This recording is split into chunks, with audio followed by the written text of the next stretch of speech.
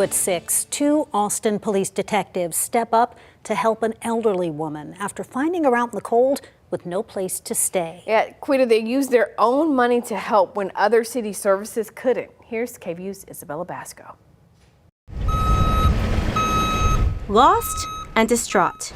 That's how framing superintendent Patrick Nichols found an elderly woman on a construction site on Lyndhurst Street about a month ago. She doesn't have any shoes on. You know, she looked bad off. Her face was all bruised up. I mean, it looked like something terrible happened. Nichols deciding to call the police with help coming in the form of detectives Daniel Portnoy and Brandon Moxley. After receiving information from the construction workers, the poor woman was homeless. She didn't have any family in the city. She was from another town. And we started trying to find resources for her so that she could have a safe place to be at.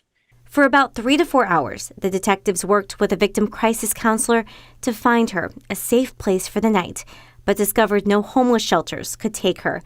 So the detectives bought a hotel room for her at their own expense. It's very frightening and horrifying to know that sometimes, no matter what kind of options you may have as far as help from the government, you still won't find a place to stay. Connie Gearhart with Victim Services says they encounter this situation once a week, where they get called by an officer who encounters a person without a place to stay. And we have to say, you know, if there's no domestic violence or sexual assault, there isn't even any place we can try calling. A City of Austin spokesperson reports Austin has 1 shelter bed for every 5 people experiencing unsheltered homelessness in the city.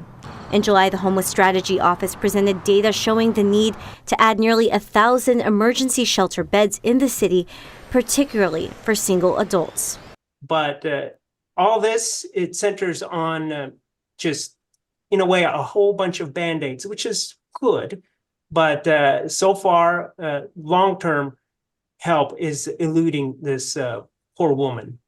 And it's scary. I think it should be alarming to pretty much everybody, no matter what your situation. Encountering just one story out of thousands in need of permanent housing.